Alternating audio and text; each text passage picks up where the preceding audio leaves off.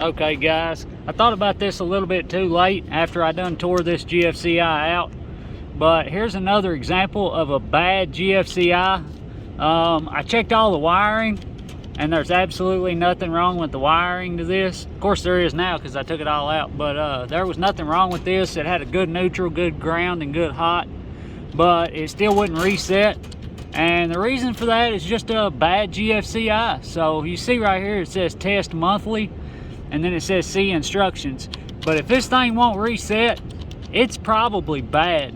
The way you check your wiring is you get you a multimeter and you set it to AC voltage, where you want to measure AC voltage, and you go from your hot to your neutral and your hot to your ground.